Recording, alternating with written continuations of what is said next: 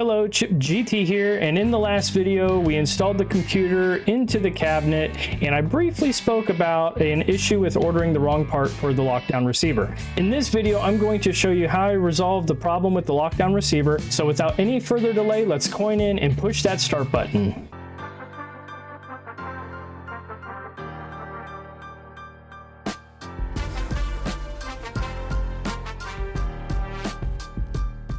First, I need to remind everyone that everything in my cabinet I have paid for with my own money, with the exception of the artwork that was given to me as a gift for my birthday. Nothing has been provided by any company, and all of my recommendations are purely my own, and I don't get paid to do these videos in any way, and I do them purely out of the love of the hobby. As the channel continues to grow, I am going to do my best to get you the promo codes and discounts that you can take advantage of. With that, Pincinnati is coming to the Eastgate Holiday Inn December 1st through 3rd, and tickets are on sale now at the Pincinnati website. Each ticket allows interest for one adult with up to 2 children under the age of 12. The ticket prices vary depending on the day and are cheaper if you get them online versus in person. You can also sign up for the Friday and Saturday tournament watch lists. If you're new to the channel, I will be there with my virtual pinball cabinet, and you can ask me any question that you have and try to play some of my tables. As we continue to get closer to Pincinnati, I'm hoping that you guys will reach out to me and tell me what tables you're interested in seeing or playing on my virtual pinball machine. To see the full list of what tables I have and how they're configured in my current cabinet, please see the link in the description that says current table listing. I will be updating this list on a bi-weekly basis, and I'll show you how I have it configured, and my hope is to eventually have a mega drive with every table that I currently have readily available for download with artwork and all the files that you need to get it up and running in my current configuration. As always, if you learned something from this video, please give me a like, and hopefully today is the day that you subscribe, share this out with your friends, and help my channel to grow. For my lockdown bar issue, I think I need to first start with the how I ordered the wrong part. On Pinball Life, there is currently a few options to look at when you're ordering your lockdown bar. And Stern and Spooky have taken a whole new approach to doing lockdown bars, and they call it a dual latch system. This is totally different from the standard or the classic way of doing lockdown bars, and the idea behind this is it keeps everything kind of nice and snug up against the front end of the cabinet so that you can have a fire button not be interfered with in any way. But the thing about the dual latch system is, yes, it is a little bit cheaper, but it really only works for a standard size body. For a wide body cabinet, this isn't really going to work for you because they don't have lockdown bars that really support the dual latch system. So a dual latch system here, you can kind of look at this Stern dual latch lockdown bar, and it has these tangs right here for latches to lock into. Go back real quick. Those latches look like this. All right, so it's like 2 little latches that help hold and lock it in place, and then there's typically a receiver right here for the dual latch system that the latches slide through, the lockdown bar slides into, and holds everything nice, kind of snug and in place. See how there is a cutout here in the middle for a fire button, but this is universal. You can use this in a standard or wide body. However, the lockdown bar mechanism that actually supports dual latches is all standard. There's only a few of them really out there right now, and that's kind of the issue, is you can't get a wide body with a fire button pre-configured. The other lockdown bar receivers that are online support Williams, Bally, WPC, WPC95, the old spooky way of doing things, Jersey Jack, and multimorphic machines. And this is what I ordered by accident.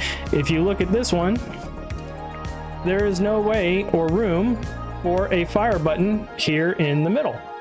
You have all this hardware that prevents a button from coming through and firing. There's only one real option for the standard way of lockdown bars and receivers that supports a fire button, and that is this Jersey Jack lockdown bar receiver right here.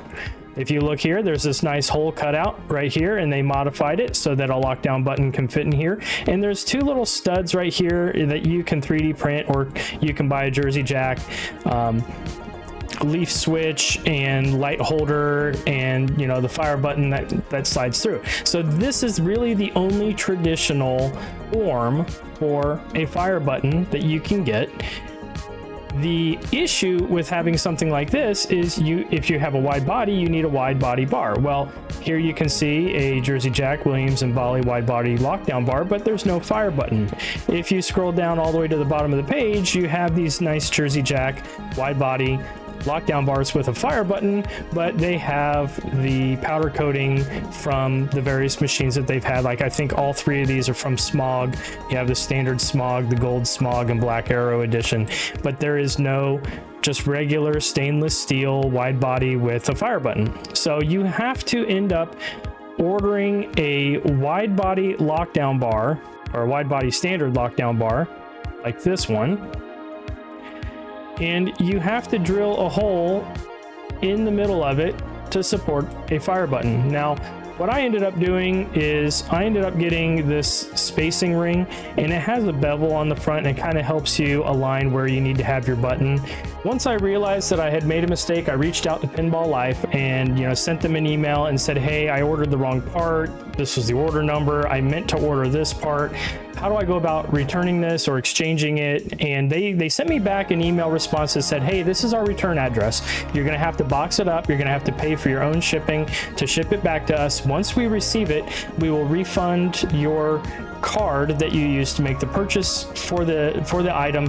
And I did all this, and they gave me the refund, and then I went ahead and I ordered the Jersey Jack pinball machine lockdown bar receiver, and that whole process took about 3 weeks to exchange the part, get it back to them, receive the credit, and then buy the new bar and get it in hand.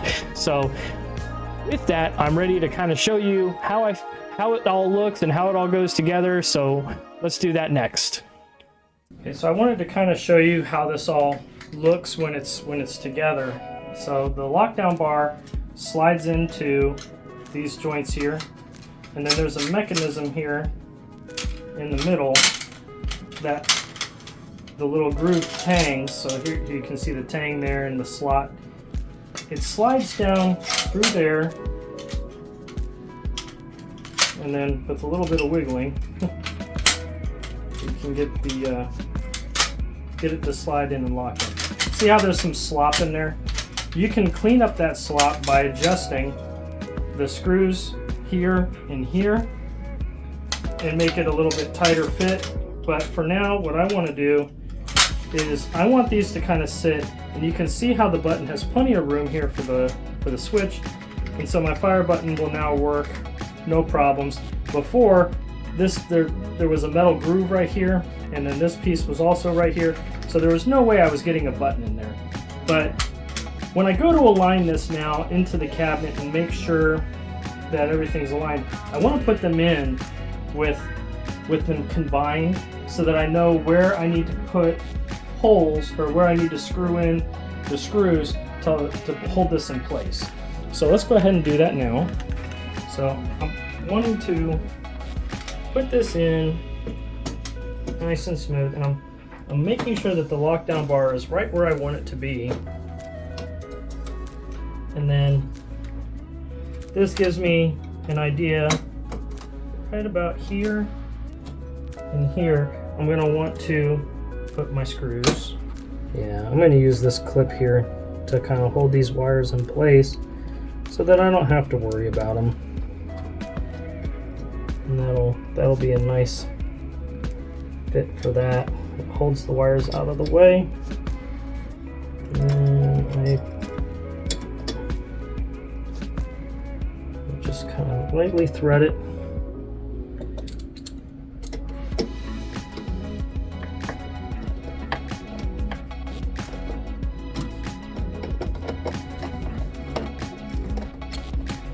Go.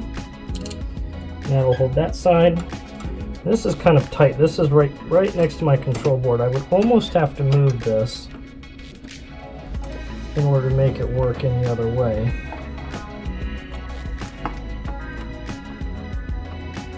but I think it's going to be fine. And now, I'm just putting those 2 screws in for now, and then disconnect that. It's nice and lined up. It's right and flush. Go to install this. There's some metal tabs that stick up right here. You want those flush with the top piece of wood. And what that does is it tells you exactly where this needs to sit and gives you an alignment so that when you slide your glass in, your glass doesn't hit this. So make sure you have these tabs right here lined up with the top part of your wood. And here's that Jersey Jack receiver now installed, and the handle when it's not engaged kind of goes down behind my control board here for the flipper solenoid, but when it's locked it actually sits like right there when there's a bar in there. It's just when it's empty, and there's enough space in there it's not going to damage anything. And you can see as this opens and closes, there is room for the fire button action switch. So here you can see the whole setup. So this is a full standard size Groovy Game Gear Eclipse button, and I have it mounted into that bezel here, and I marked it here and here with a little bit of chalk so that I knew this thing has a tapered edge to it on the front, and that's because you have to put this far enough forward that it goes over the tapered edge here in the front. You can kind of see the tapered edge here with the reflection from the window, but you have to mount this in a way so that the tapered edge is right along the top part of the bezel here to make it nice and flush and look professional. So I had a hard time seeing that, so I marked it with some chalk, and then I lined this up, marked where the center of the hole was, and drilled through the lockdown bar. And as you can tell, this goes all the way through, and I have a nut on the bottom side. And what that allows me to do is then take a normal micro switch and lighting fixture and push this kind of up and through and into the button. And as you can tell, this doesn't interfere with the lockdown feature, and there's plenty of room to do that. Now, if you wanted to do a leaf spring switch and you wanted to have a different lighting mechanism, this is set for the Jersey Jack cabinets, and there are pins here, and you can make a mounting pin for a light, and you can 3D print your own assembly, or you can buy the Jersey Jack assembly to make that all work just fine for you. And the reason why you might want to do that is so that you don't have to worry about disconnecting a micro switch like this anytime you want to take off your lockdown bar to get to your glass or get into your machine.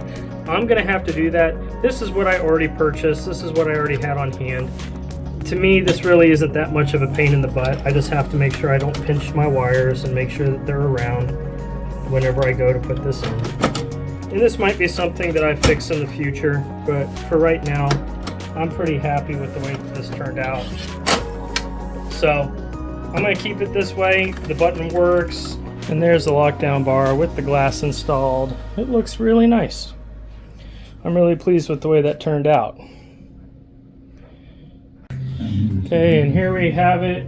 This is a simple, I just loaded up Star Trek so I could show off the lockdown button, how it works. So we'll go ahead, coin in. And there you go.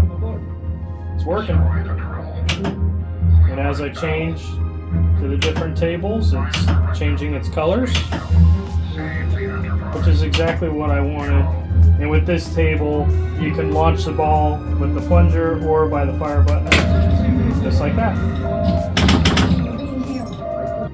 And that wraps up this video. In the next video, we're going to talk about the back cabinet dunnage that's used to move the cabinet around and transport it from location to location. That video will wrap up the Finishing Touches series, and then we can move into the Road to Pincinnati series, which is going to be all about getting the software ready, putting more tables on there, getting different variations of those tables, and how to set those up. So thank you everyone for watching. I'll see you in the next one.